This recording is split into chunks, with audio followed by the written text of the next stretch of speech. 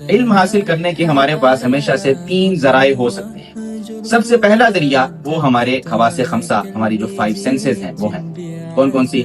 ہم چکھتے ہیں، ہم سونگھتے ہیں، سنتے ہیں یا دیکھتے ہیں یا ہاتھوں سے چھوتے ہیں۔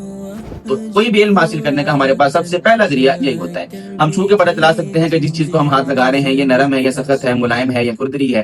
آنکھوں سے دیکھ کے ہم اس کا رنگ پتہ چلا سکتے ہیں، سونگھ کے اس کی خوشبو یا بدبو وہ پہچان سکتے ہیں، چکھ کے اس کا ذائقہ محسوس کر سکتے ہیں۔ لیکن آپ دیکھیں گے کہ یہ حواس خمسہ ہر طرح کے معاملات میں نہیں چل سکتے اور یہ اپنے کاموں میں بھی محدود ہیں۔ مثلا آپ ہاتھوں کے ذریعے چھو تو سکتے ہیں لیکن آپ ہاتھ کے ذریعے سن نہیں سکتے، آپ کانوں کے ذریعے سن سکتے ہیں لیکن آپ کانوں سے دیکھ نہیں سکتے۔ تو حواس خمسہ محدود ہیں، اپنے اپنے دائرہ کار میں ہی کام کرتے ہیں۔ اب اگلا سوال کہ کیا یہ اپنے ہی دائرہ کار میں 100% کام کرتے ہیں یا کبھی غلطی بھی کرتے ہیں؟ تو مشاہدہ یہ ہے کہ یہ اپنے دائرہ کار میں بھی ہمیشہ 100% درست کام نہیں کرتے بلکہ وہاں پر بھی یہ غلطی کر دیتے ہیں۔ نظر کمزور ہو گئی ہے تو نظر آنا ہلکا ہو جاتا ہے، پتہ نہیں چلتا وہ کیا ہے، انسان ہے، جانور ہے، کیا ہے۔ کانوں کی سننے کی صلاحیت کم ہو سکتی ہے، کسی کو بخار ہوتا ہے اس کی سونگنے کی حس ختم ہو جاتی ہے، کسی کو نزلہ ہو گیا کسی کو بخار ہوگا اس کی چکھنے کی حس ختم ہو جاتی ہے، کسی کو جو ہے وہ نزلہ ہو گیا، زکام ہو گیا تو سونگنے کی حس متاثر ہو سکتی ہے۔ لوگ بیٹھے کہہ رہے ہوتے ہیں جی بہت پیاری خوشبو ہے اور یہ کہہ رہا ہوتا ہے مجھے تو خوشبو آئی نہیں رہی۔ تو یہ سب سے پہلا جو بنیادی علم حاصل کرنے کا ذریعہ ہے وہ ہمارے حواس خمسہ ہے، لیکن یہ 100% درست ہمیں فیصلہ نہیں کر کے دیتے بلکہ ان میں بھی غلطی ہوتی ہے اور ان کا دائرہ کار بھی محدود ہے۔ دوسرے نمبر پر ہماری عقل آتی ہے۔ اب کیا عقل بھی ہمیں ہر چیز کی رہنمائی کرتی ہے؟ ایسا بھی نہیں ہے، عقل بھی بہت ساری چیزوں میں آگے رک جاتی ہے۔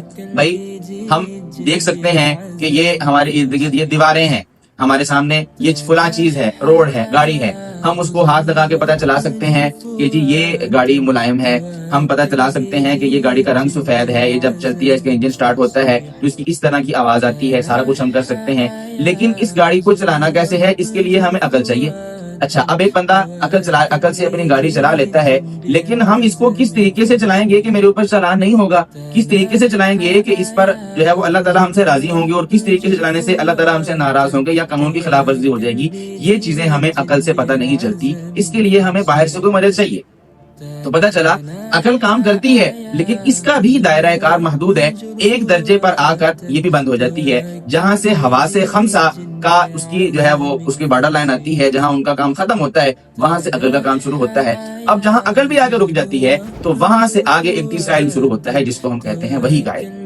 تو وحی کا علم وہ ہماری رہنمائی کرتا ہے۔ اب آپ اس پوری بحث سے یہ سمجھ چکے ہوں گے کہ وحی کا جو کام ہے وہ ہمارے حواس سے، ہماری عقل سے بلند درجے کی چیز ہے۔ اب ایک بلند درجے کی چیز کو آپ اپنی عقل سے سمجھنا چاہیں، اپنے حواس سے سمجھنا چاہیں تو نہیں سمجھ سکتے۔ مثلا آپ جو کام عقل نے کرنا ہے اس کو آپ اپنے ہاتھوں سے کرنا چاہیں، زبان سے کرنا چاہیں، آپ نہیں کر سکتے۔ اسی طرح جو کام وحی نے کرنا ہے وہ آپ عقل سے نہیں کر سکتے کیونکہ اس کا درجہ اوپر والا ہے۔ بڑے درجے کی چیز کو چھوٹے درجے میں رہتے ہوئے آپ سمجھ اور سیکھ ہی نہیں سکتے۔